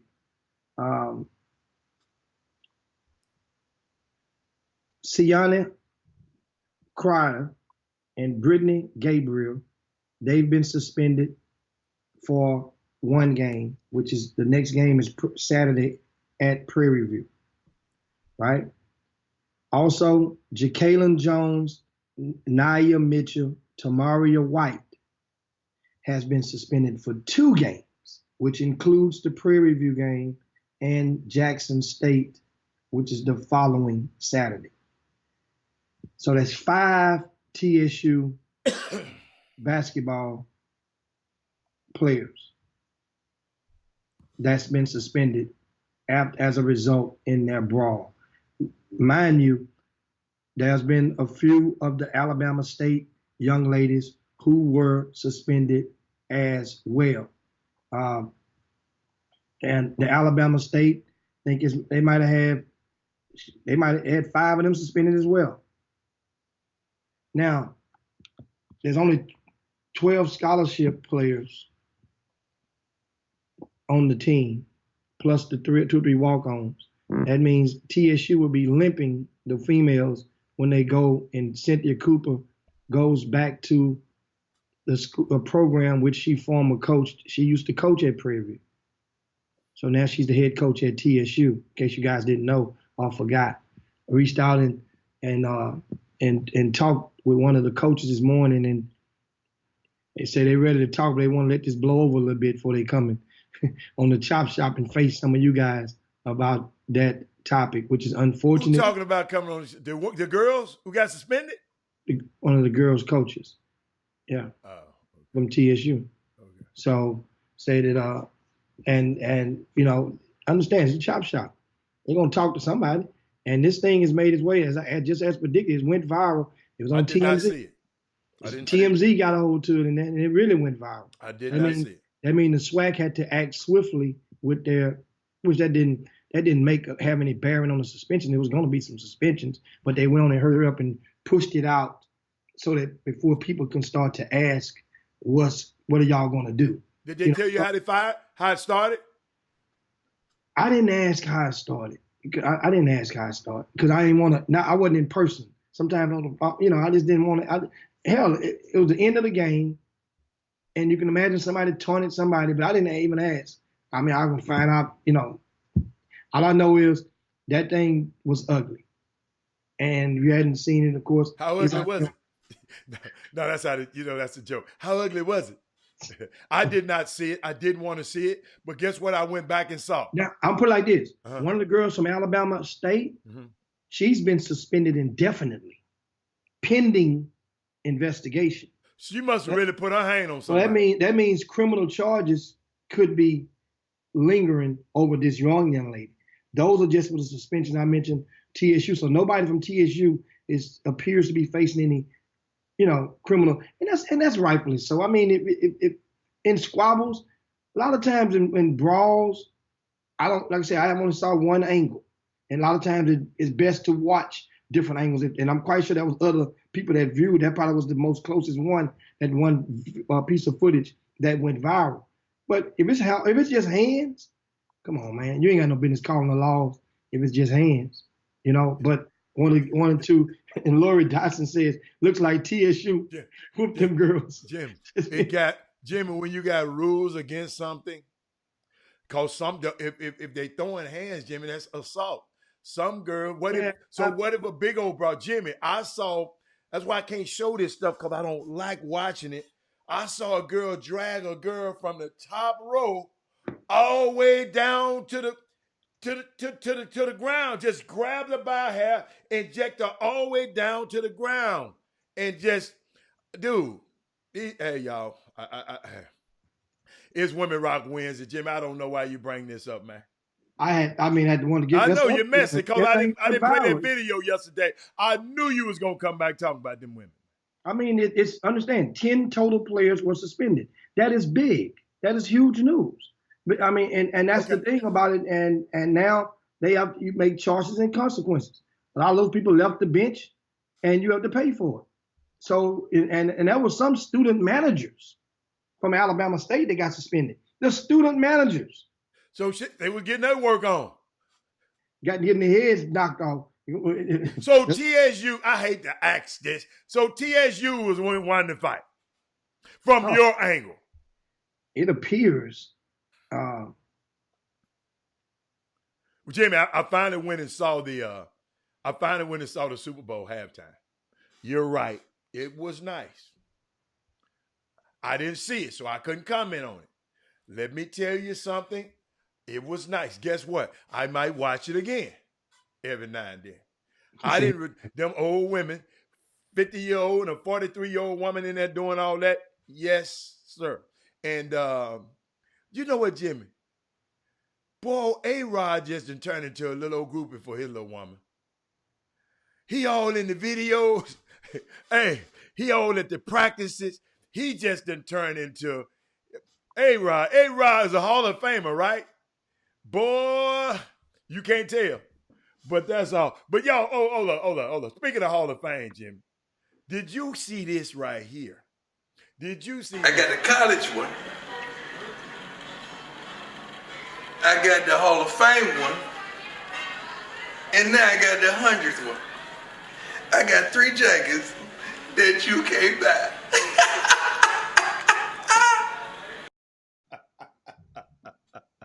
Hey, I had to get that one. I had to show you that one, Jimmy. Jimmy, that man got 3 jackets you can't buy. Only Primetime would do some stuff like that. I mean, he's one of the best professional athlete cappers of all time. Because to make the capping supreme is when you can back up the cap. So that's what, that's why people say a lot, Larry Bird would be on that first team all capping. The glove was on the glove was there, but when the glove had not won a ring. And that kind of suppressed your capping was limited. Been in the finals though, Jimmy. Yeah, but remember, I'm just saying that limited his capability, because if you capping for amongst most, you win. But then you capping the guy that won a ring, all I got to do is hold a hand up. I got something for you. Gary Payton got the unique distinction of being on the only man to do it. Gary Payton. He was only point guard to ever get Defensive Player of the Year. Ever. Gary Payton. Google that. Write that down. Only point guard to get Defensive Player of the Year. Yeah. Well, nowadays, you got to realize how things have changed, because Jimmy Butler is known as a power forward now. Point guard title. The point guard title. No. He's known as a forward. You remember they name them forwards now. Well, forward. Yeah, he's a forward. He's a front court. And let me tell you something so unique. I'm glad you mentioned him. Jimmy, let me tell you something, man. That guy is better than I thought. That guy got a certain will inside of him that just unbelievable. It ain't his points. If you're looking at his points, he ain't. This man will guard Joel Embiid. He'll go guard Chris Paul. He'll go drop Russell Westbrook. Jimmy Butler, man, he got something, man. I don't know. I watched him the other night. He got something. He got something different. Guy, and this my plea to the young guys who are unheralded, and just kept working. And it helps you. It helps he grew a lot because I don't think he was that tall in high school, was he, Jimmy? Was he? I don't know, he was that tall in high school, but y'all got to watch it. I saw some in him the other night when they beat the brakes off of Philadelphia. That Jimmy Butler's the real deal. So where else you want to go? Okay, I got somebody sent us a mail last night. The mailbot. Did you see it? Yeah. Oh, you saw it? Yeah. Okay. You can't tell the people because you always be telling the people they got a big old. No, I just anonymous. I just saw it recently, and we're going our mailbag because we officially. Jimmy, just happened this morning. Oh, you just saw it just now? I just saw it just now. Oh, okay. And we're going to mailbag, and start with one. Basically, I can paraphrase this. This thing long as hell. And it's a long question, long comment, but here it is. It's about, and I'm going to ask you guys your thoughts. These are dealing with high school transfers. Okay. Right? There's, the question is, are folks just transferring whenever now? Right? Because this person says, he says that I would think that most kids would transfer during the semester break, but it seems these kids have chosen to transfer 3-4 weeks into the new semester. And, is it basically he's asking, should the system be facilitating such moves? Or alternately, should the system frown on such moves? Meaning that if you're a coach and a player transfers into your program, you've already established your rotation, you've already got your plays, you only have a month left into the season. That means this young man has to learn the plays and blend right in chemistry-wise. Is that okay?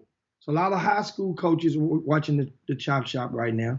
Whereas you guys, now the thing is, I would say initially, without even going into the details or the facts or applying it to individuals, it depends on how good the kid is. I'm just going to tell you, if you're that good, guess what? They make room for you. Guess what? You rename the play to whatever that kid that don't know the play know. What you want to call this play if he's that good. Not many coaches, if he's an underclassman, not many coaches would turn away an underclassman. Now, if he's a 12th grader, different. Why in the hell would you be transferring in the middle of the season? It's your 12th grade year. You're going to risk not being eligible, missing 15 calendar days? That's the question mark. In one of the situations, Jimmy, they mentioned a name. I'm not gonna mention nobody's name, but one of the situations I kind of understand and knows pretty good. People were of means and wanted their kid to be.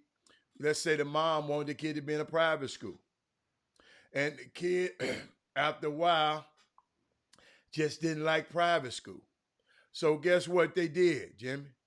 They moved him back to the school that's right around the corner from his house. I don't really call that it is called transfer. That's transfer. And guess what? It's a 23. That's a 9th grade kid, right? A 9th grade kid that really, went to private school, and then now he going to public school. So in that case, I kind of know what happened. It's it was a unique situation. It's first of all, that player was gonna go to that school that he is not anyway. But sometimes y'all got mom wins it. See, and you remember I asked y'all, Jimmy, when does it? You remember I asked you the other day, when is it okay to transfer? Give me some of the reasons. Mm-hmm. You know, and it's just a lot of stuff that goes on in certain people's households that we don't have no privy to know what goes on. And people just want, you know, some people just want to go where they can be the man because they know they can't be the man over there. Some people do that. Is that bad? I mean, I don't know. I mean, but do you think that, here's a question, in transfers, well, look at it like this. First of all, a lot of people parents have the right to do whatever they wished with their kid, first of all. Whatever they wish.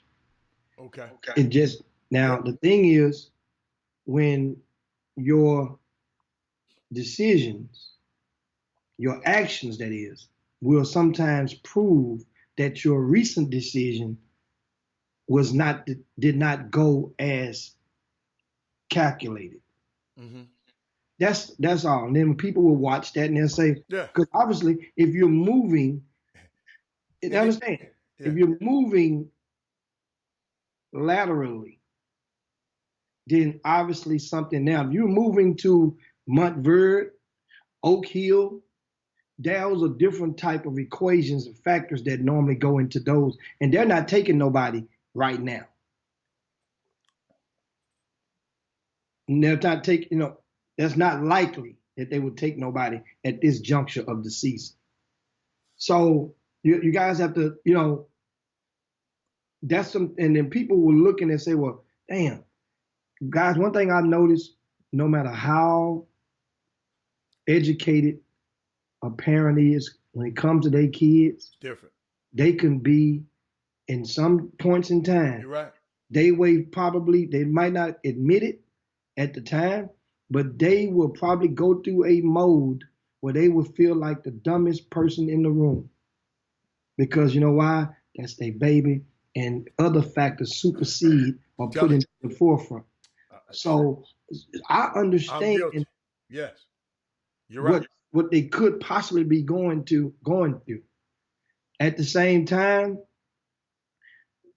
the community is not going to yield the sympathy that you probably would think if it's out, because it becomes public, if depending on how good the player is. If the player is deemed to be one of the better players in his class or in a city or in an area, then guess what? It's going to be all eyes on that move.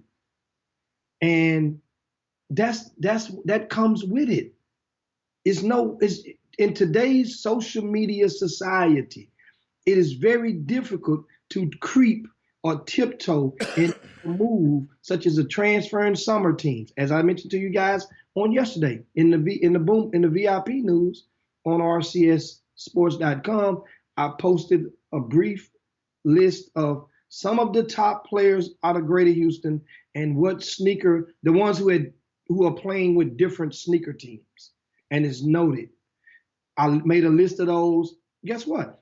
People say, why you just put those kids? Why you didn't? Well, those kids were the top ranked players.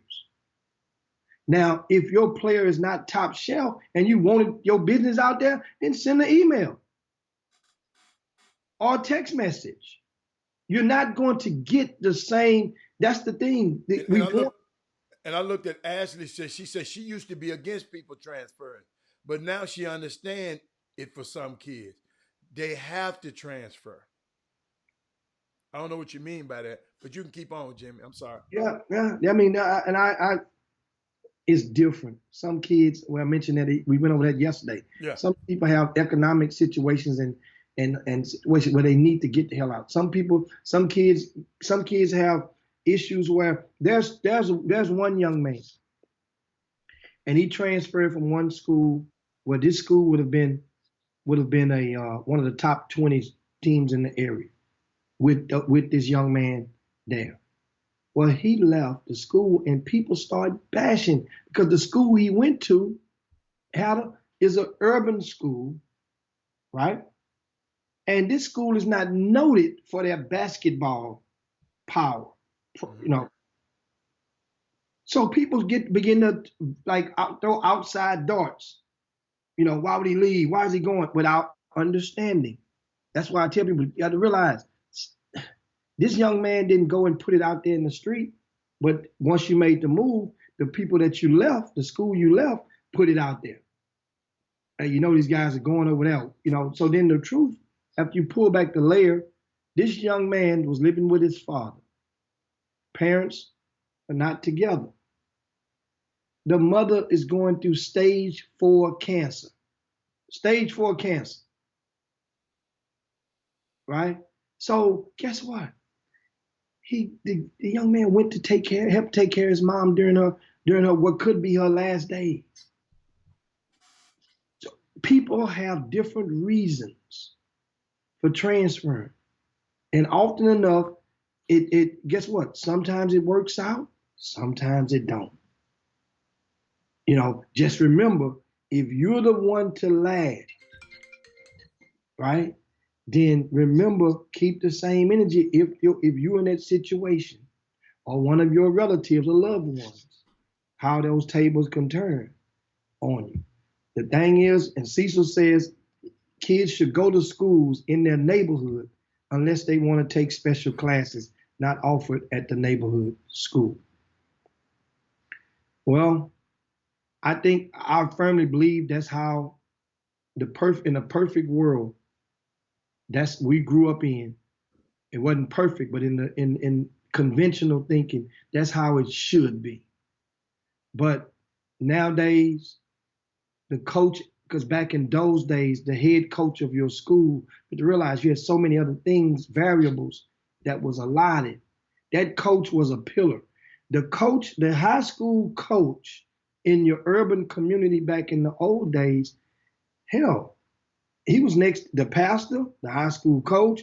That high school coach would go anywhere in there and be welcome in the community. If there was a problem, the high school coach can help solve. He was the liaison. He was the dad, the surrogate. You know, he was the uncle. He was the grandparent and the son, depending on generations. That's how it was, and everybody knew the system of that coach, and it was no looking over and nobody really questioned that coach up closely of his decisions.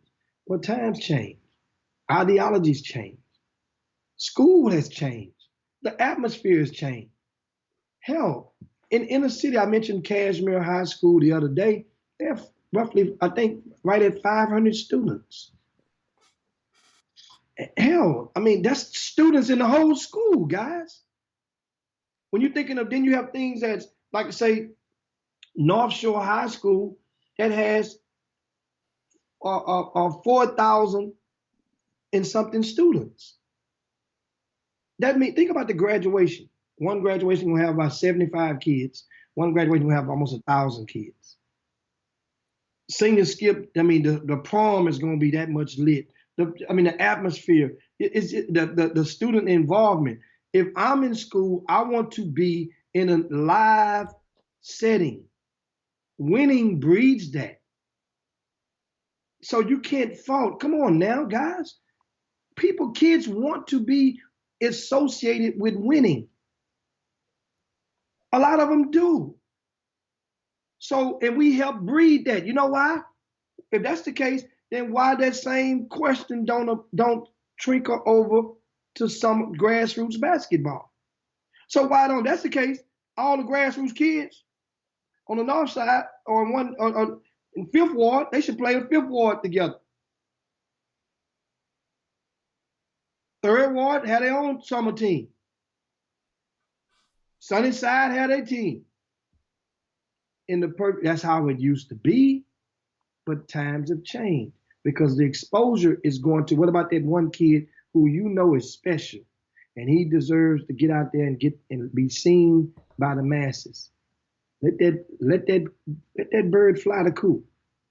Help him out. Because guess what? If you do it properly, when that kid, if indeed that kid makes it, I'm talking about make it mean a college degree, gets the wife, the dog, the cat, 2 kids, the gate, whatever. If he makes it, he's gonna come back and he's gonna find you. Or he's never gonna let you go every step of the way. You're gonna be informed, coach, how you doing? Just telling you, man, thanks for everything. And that's the thing. Some of you guys' input is not equating to the output because a lot of these young men, you're so consumed with teaching them other things, you're not teaching them the element of coming back, give back. Let's go do this. When you make it, I don't want none of your money. They're going to make you think, I don't want your money. I just need you to come back. And just to tell me thank you sometime. Don't forget me at Christmas. Here's my birthday if you don't have it. When you get your kids, I want to meet your kids. Bring them to me, come find me. That's giving back. I'm assure you, most grown folk, that's all they want. Well, we got another question, Jimmy. We got another question. You milked that one real good, and I can tell by the responses. But we got another mailbag. It said, where do summer camps fit in today's AAU world? Okay. Okay. Hold up. You got something else. Hold up. I'm trying to figure something out here, Jimmy. All right. Not the team camps, but an individual spending $300 to $700 to go to a week-long overnight camp. I hear many say the competition is not good, but doesn't showing your skills on and off the court to a coaching staff and building relationships with assistants that might have a head job one day hold any weight? Is the networking face-to-face an opportunity or a waste of time? Well, economically, if you are fortunate enough to have the disposable income to send your kid to any type of camp, multiple camps, then so be it, do it. But if you have to make a choice economically where you have to decide if it's going to hinder your livelihood, then you have to carefully choose which camps are more suitable. This is what I would say. At the younger age, any one of those camps, let them dream big. At the young age, if they are an early teenager, 9, 10, 11-year-old, and they can afford to go to a University of Texas or A&M or LSU camp, let them go. I mean, you have to realize when you were young, did you ever put on one of your kinfolks' big tennis shoes? You wore a size 4, they wore a size 10 or 12. You put your foot in them and tried to tie. You ever been around? Let them do that. Let them, if that's the case, if you can afford that. But when they get to high school, follow me on this. If you have to decide on the camp to go to and it comes to that and you're being solicited to go to camps, then you probably don't need to go to no camps on a Division I campus. 0. If you're thinking about trying to pursue playing and earn a scholarship. First, meaning that unless you have a disposable income, I say you should not. Once again, unless you have the disposable income. In other words, you shouldn't go Division I without going to University of St. Thomas. Go to day camp. It's going to be easier for the likelihood to get a spot on their team than it would to be at University of Houston. University of St. Thomas knows that. Find the non-Division I schools that is near a city that you have a relative in. Why? Because now you can go visit your relative. Your son or daughter can meet their cousins, and they can go attend that camp down the street at a college in that city, an overnight camp. You get to kill 2 or 3 birds with one stone. Now you're serving multiple purposes for it. That's easy to do. If, once again, it's ways to do it. Everybody can do whatever they do, what they want to do with their son.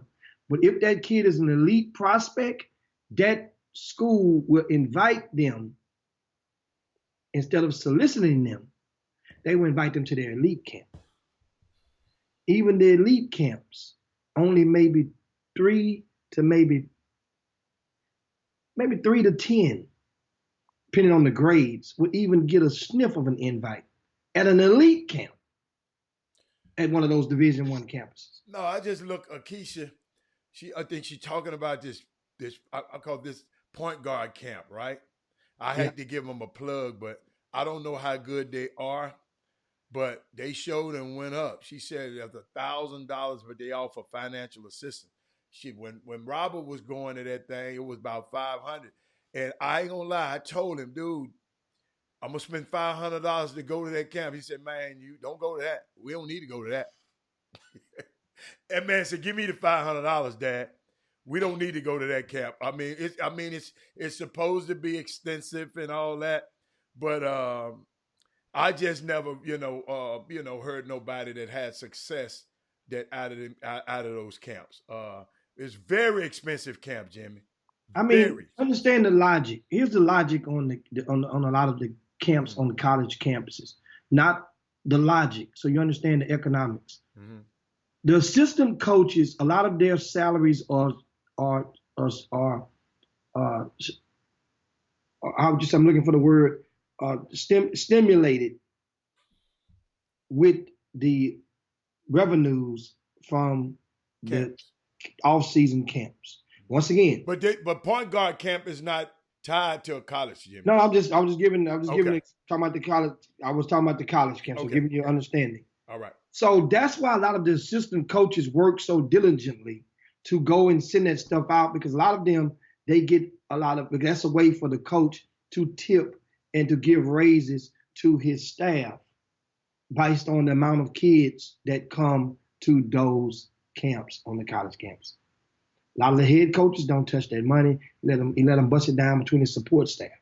Some head coaches may get 20, 25% of it, maybe. But that's, if he wants, that's on him. But that's a way, when you see that, that's normally how the assistant coaches eat, because, in certain programs.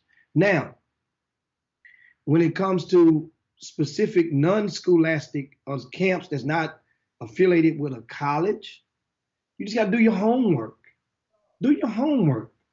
And that's all you have to do. It just depends. What do you understand? You're going there to get some guidance in a 48 to 72 hour period. If you walk away there with 3 different things that you're going to implement in your life over the next calendar year, then great. That's a job well done.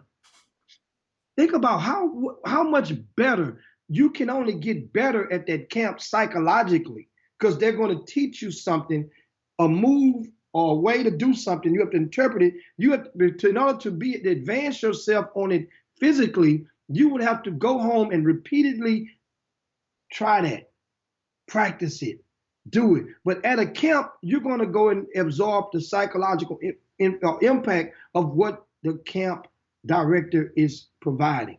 Some camps have a great reputation. Some camps, but if you listen to just the camp director, every damn camp is going to have going to be the best thing since sliced bread. Think about the person who's doing it. What are you trying to get out of it? If you're trying to get ranked by Rivals.com, then hell, going to a camp at Scout.com is not going to help you get ranked by Rivals.com. That makes sense? You have to, and a lot of times, do you guys not understand? We're talking basketball now. In amateur basketball, it involves some of the best mouthpieces in the world. A lot of people can sell you anything if you give them your ear. So just do your homework.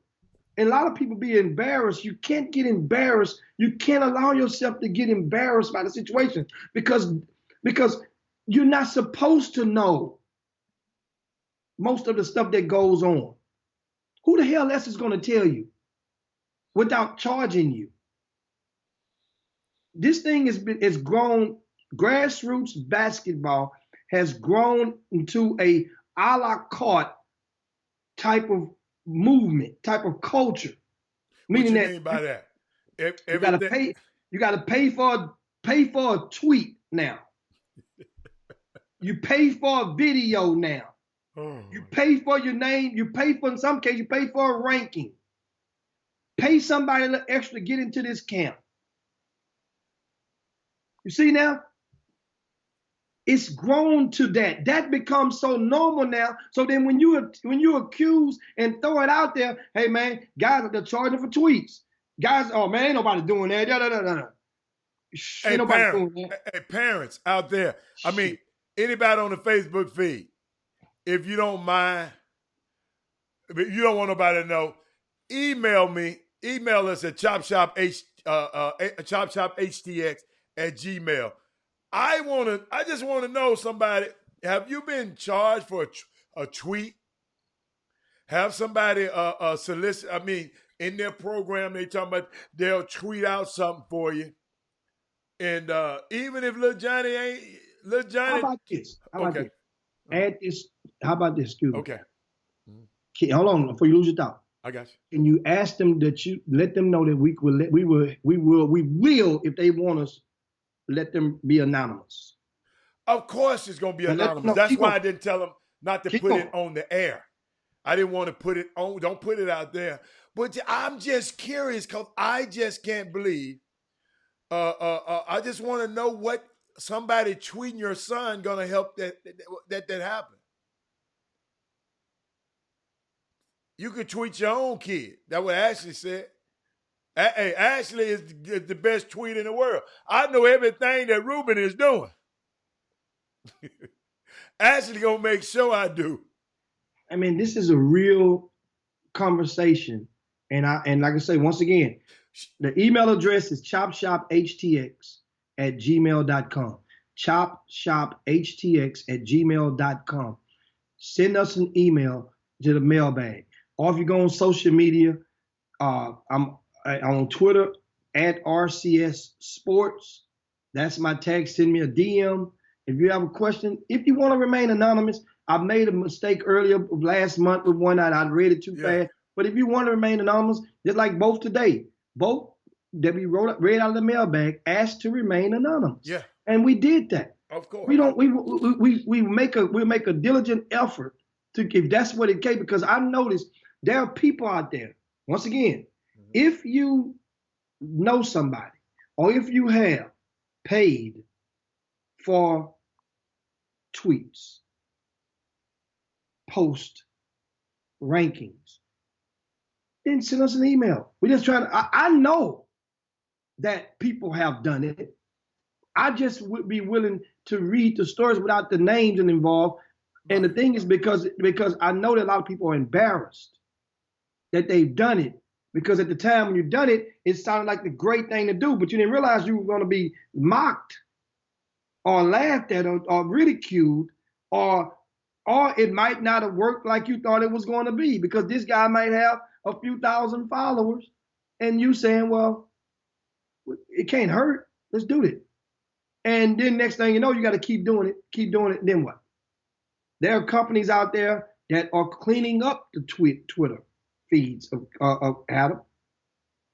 I've learned they're cleaning up the Twitter feeds and helping the kids post a video on one of the video portals, and then they will take some of the kids on unofficial visits. Let me explain something to you guys right now. I saw that. Anytime you go on a damn campus, it's an unofficial visit nowadays. It don't even have the same magnitude of what it used to do on the streets. Until the college coach, it's basically an unofficial visit. That means that coach, that head coach, you're going to meet him. That head coach is going to walk with you somewhere outside of that gym on that campus, introduce you to a building or a room if you're on an unofficial visit. It's basically you're spending your own money to come to that campus. An unofficial visit does not mean people it's kind of like taking the term and watering it down. It does not mean just because you go to the game, you get every kid that goes to a game, if you play basketball, you get 3 tickets. U plus 2. Used to be U plus 3. So that means you plus 2, you plus both parents, you plus both guardians, you plus both siblings. You could go to a game. So that means you call that person to call and get your name added to the list. You go there, get the tickets. You're going to sit where all of the recruits sit with other players that are like you. So now you feeling like, hey, I'm part of them. 2 of them might be on an unofficial visit, but you are not. You're going to a basketball game. After the game, you're going to get a director of basketball operations because eventually somebody on that staff, you go to U of H, might be Bilal Badley. Bilal Badley will take pictures with any of you guys, right? Because Bilal's job is to help get the community out. He does a super job at that. After the game, you're going to take a picture with him. He's going to show you some things. But I said the key to the unofficial visit is the head coach going to take out the time and walk with you or somewhere. If it ain't, that ain't no unofficial. It ain't putting it, and I'm not saying it to take the air out of somebody's ball. But I just want you guys to understand because some people saying I took unofficial. No, them people don't even know you. They're not recruiting you. You go in there and then you're sending this, and then other schools will say, well, man, I had a true story before I land this plane. True story. Last night, I go to the game, and University of St. Thomas, I give credit to them again. They was in the building. Them dudes out there grinding, man. They 19-1, guys. University of St. Thomas, they Division III. They were in the building, on the wall. Coach, assistant coach. I say, Coach, you working? He said, man, we've been working. So we gonna recruit this area. Say, look at our roster. And I look on the roster, I say, man, you sure right. Most of they players are from Houston. And they 19-1. With H-Town players. They got about 4 of them out of town. H-Town kicking butt on that team. Here's what he says. That was a player that I have ranked in the top 40 in Greater Houston. He was playing last night in the game. Top 40.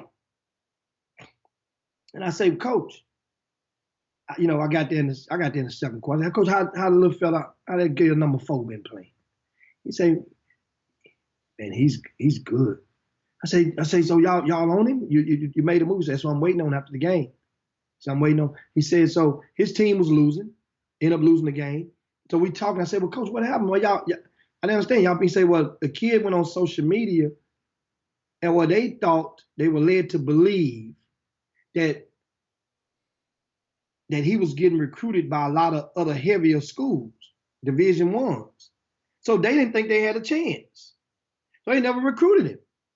And then all of a sudden, this coach tell me last night about this young man in the 12th grade. He said just recently, the kid posted that he's excited to get an offer from UT Dallas. And they say, well, hell, if he's excited to get off from UT Dallas, we can't let that kid leave the city. We own him like right on rights. That's why I'm here tonight. But explain to him, we 19-1. Here you gonna go. This is what I'm saying. When my point is, when a lot of the kids and you parents out there are guilty of this, when you try to go and grandstand and taking all these pictures, making people are following, they're watching. They're not going to waste their time if you're trying to make the world believe that you're going to LSU.